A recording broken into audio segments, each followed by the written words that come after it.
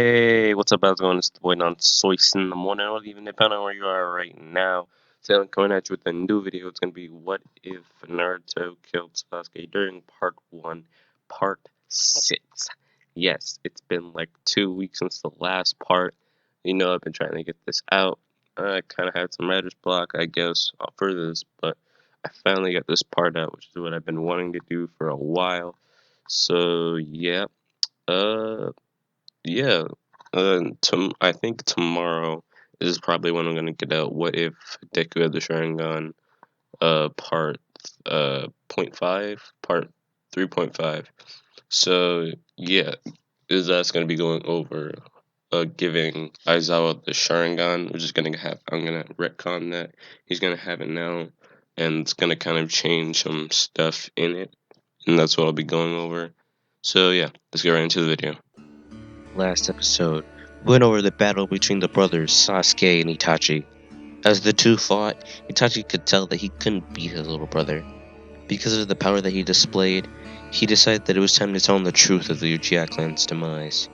At hearing the truth of the slaughter, Sasuke's eyes would turn from 3 Tomoe Rinnegan to 6. After that, he said that he would have to have a talk with the village elders when he got back to the village. Sasuke and Itachi went outside where Naruto was, and after telling Naruto about the situation, Itachi told the two that Fu was on the roof. Quick note here that Sasuke wouldn't want to destroy the village here due to him being focused on his mission from the Sage of Six Paths and wanting to save the world instead of cause destruction. Saving it is, after all, what he was giving a second chance at life to do. Naruto went to get her, Fu, and they broke her out of the genjutsu that she was trapped under. The four then discussed what they'd do next. They'd agree to back up the Hokage and Kazekage's testimonies, or rather, back them up with their testimonies. The four then waited, and when the time had come, Naruto and Sasuke felt themselves being summoned. Fu and Itachi put their hands on their shoulders. The four were then at the 5 Kage summit, surrounded by the Kage, the shinobi that they brought with them, and Jinchuriki. The ones that weren't there were Han, Yuki, and Yakura, the Jinchuriki of the 5, 2, and 3 tails. They had already been taken by the Akatsuki. When Tsunade and Jiraiya saw Itachi, they both immediately sprung into action, knowing how dangerous he was. Naruto and Sasuke, however, were able to stop them. At the sight of Itachi's robes, though, everyone there got defensive, being that the Akatsuki were the topics of discussion. Gaara was the first to ask, "Naruto, explain this. Why isn't Akatsuki here?" Naruto responded with, "Don't worry, Gaara, he's here to comply." The Raikage became apprehensive though and said, "I don't buy it. You bring the topic of discussion, of which could possibly be a threat, and expect us not to be suspicious?" Sasuke, hearing this, sped directly in front of the Raikage and told him, "Just shut up and listen to what we say, and then we can iron this whole thing out." The Raikage wasn't mean for being told off, though, and yelled at Sasuke, "You insolent runt! You dare pick a fight with a Kage? Yeah, if it'll shut you up." Everyone else at the meeting protested the fight, but the two walked to the side anyway. Itachi then appeared in front of Sasuke and told him not to cause trouble, saying the Raikage being on edge to his presence was understandable and for him to calm down. Sasuke told him, "He won't shut up unless I make him. I don't even need my Sharingan to see that. I'm gonna take him down and set an example." He looked at Itachi, briefly activating his Eternal Mangekyo Sharingan and flicking his aura on, and his brother had no choice but to step aside, knowing that he wasn't strong enough to subdue his little brother. Sasuke then reverted his eyes to the 3 Tomoe and walked up to the Raikage. He then grabbed the now his Samehada, A1 to his lightning cloak mode, and told Sasuke, "I'm gonna enjoy pounding some respect into you." Yes, I know, my impressions are not the best. Sasuke ran towards the Kage and swung his sword. It was caught, though, and the two were at a standstill. A's lightning then began to spark on the due to his speed he was able to avoid, actually, himself getting bit. Sasuke then grabbed the rabbit sword with 2 hands and began to swing it being coated in some lightning. He would aim for the chakra pinging off A, knowing that the blade would feed off the chakra and get stronger from his brother, who would tell him about it from all his experience with Kisame being his partner. Feeling his chakra getting siphoned off, A would power up fully and then rush behind Sasuke.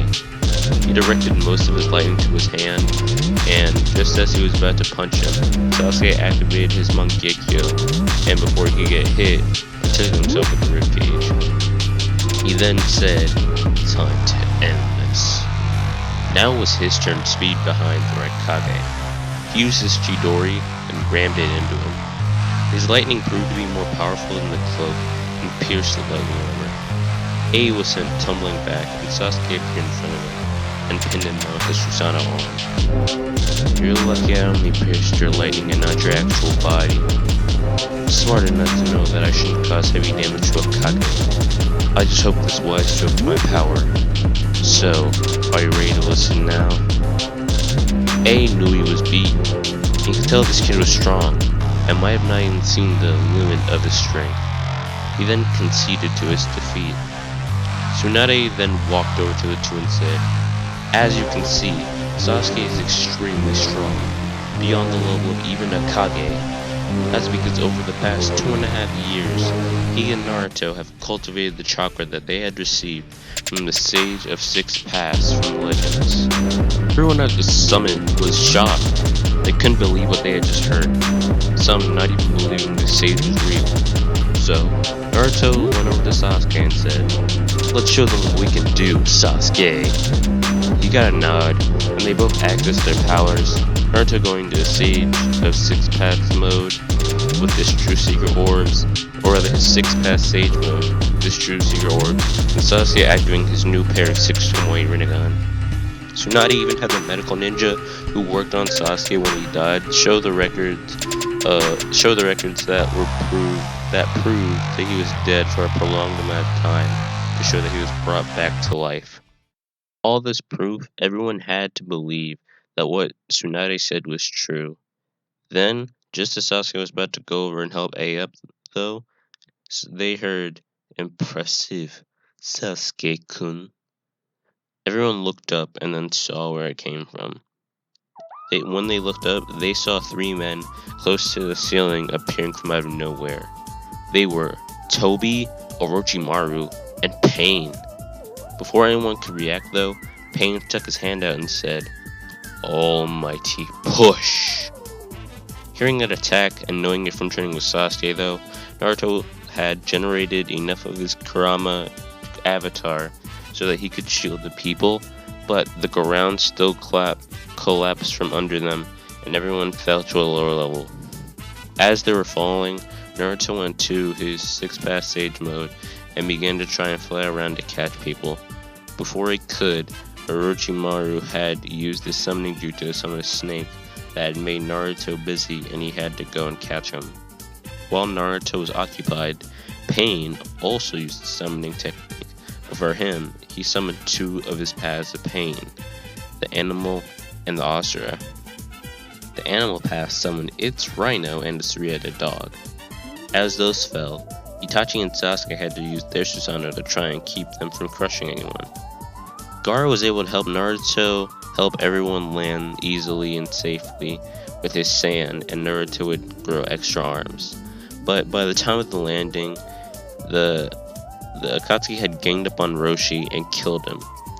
When this was seen, the 5 Akatsuki were about to get jumped themselves, but before they could, the inside of the snake was cut open, and the ones that were revealed were Hidan and Kakazu. After those 2 popped their heads out, Kakazu had used his hearts to use Mouth Blast to keep the enemy at bay for a minute. This was meant to be a short distraction so that the Zetsu and Orochimaru test subjects that were also being kept inside the snake could crawl out to keep everyone involved busy. One of the subjects being Jugo. Jugo at this point was transforming, and then when Sasuke saw that, he decided he was going to take on Jugo, and then later question him, relating his curse marks to the snake. The Ashura path then shot out a concentrated laser blast to Ukitake, but he was able to tank it by summoning some tailed beast chakra and using his tails to tank the blast. Right after removing his tails from blocking formation though, He saw Orochimaru lunging at him, and when he got touched, he was teleported away. B then stepped up, clearing out a summoning, and said, or they're defeating a summoning, and he then said, I really don't appreciate you being party crashing tools. So right here and now, I'm gonna finish you fools, you fools! As he said that, he then started trying to transform to his tailed beast mode, but right as he began to do so, the Ashura Path had once again shot out a laser, but this one was to shoot off part of the beast's tail. When the piece got blasted off, the Diva Path used Universal Pull to bring it towards him, and then Toby seemingly sucked him into his eye along with the animal and Ashura Paths. When seeing this, both Naruto and A blitzed towards Toby, but to no avail as his punches just passed right through him. Itachi then shouted, What's the meaning of this? Most importantly, what's the snake doing here? Toby! Underneath that orange mask of his, Toby smirked and said, That's on a need-to-know basis. Traitors don't need to know. And please, Itachi, call me Madara. The masked man then teleported away as he came, but Hidan and Kakazu, along with the test subjects and Zetsu, remained. Though they weren't that big of a problem though. Itachi knew these two and sealed away Hidan with the Totsuka blade before he could use his ritual. Sasuke was able to subdue Jugo under a Susanoo arm, and after all his hearts were wiped out, Kakazu was killed. Of course there were still the test subjects in Zetsu, but with time they were all cleared out. After all the commotion, A once again accused foul play on Itachi's part. Sasuke was about to argue, but Tsunade stepped in and told him that he was being foolish, and that it wouldn't make sense for him to be a traitor, as the Akatsuki called him a traitor, and he actually sealed away one of the Akatsuki. Why would he do that to a fellow member? Itachi thanked Tsunade and said, With that, I do still have some explaining to do about the Akatsuki. We then cut to the Kamui dimension right after Toby, or Madara now, went back in. He was greeted by Orochimaru and all 6 paths of pain, not to mention an unconscious Ukitake. This was all because the place Orochimaru marked for teleportation was inside the Kamui dimension. When he got there with Ukitake, we were greeted by the other 3 6 paths of pain. The other 3 of the 6 paths of pain. Right when they got there, the human path began to rip out Ukitake's soul, and while he was vulnerable, the other 2 attacked him, and his soul was put back because it wouldn't be a good idea to let the Jinchuriki, or rather the tailed beast, probably escape, even though Roshi's was already dead, or at least on the verge of it. While in the dimension, Madara started his conversation with his 2 associates with, Excellent work today. We now have the power of about 6-tailed beasts. On the subject of power, though, unfortunately I have to change our original deal of helping you steal Sasuke's body, due to his eyes seemingly becoming Rinnegan now. Though, we can allow you to have Itachi's body as you originally wanted. Orochimaru scoffed at this and said, I've had my eyes on Sasuke for a while now already, and it seems he's unlocked even greater power. That means more abilities and jutsu of my own.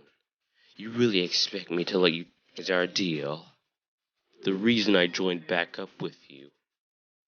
Madara knew it wasn't going to be easy to reason with Orochimaru, and said, Fine, we'll have to talk about this some other time. As he teleported himself in pain, he summoned his paths out of the dimension, leaving the snake there by his lonesome. As they also did bring the bodies with them of the Jinchuriki. They would have also fled the scene of the crime as they made their escape, and while they did, Pain asked Madara, Why not just kill Orochimaru now? Madara told him, We still have use for his knowledge.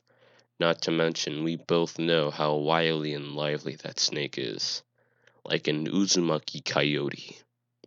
To that, Pain said, bestiality. Gross. And with that, guys, that is going to be the end of the episode. Yep, so I've been working on this all morning. Yeah, like shortly after I just got up, I started working on this. I really wanted to get it out today, and tomorrow I might, to like tomorrow or the next day, but not 3 days. In like 1 to 2 days. That's really my time frame. I do actually want to kind of get out tomorrow, but yeah, soon, very soon, expect What If Deku Had the Sharingan Part 3.5 that goes over if Aizawa had the Sharingan, adding that into there. And yeah, so I'm really hungry right now. I mean, if you like, comment, subscribe, you know the deal, share. If you have something that, I may have missed or something that you think I should add in or whatever like that, go write it down in the comments. But yeah, I'm really hungry right now. And yeah, I'm going to go eat breakfast and I'm going to go watch Tower of God. Bye. I meant God of High School.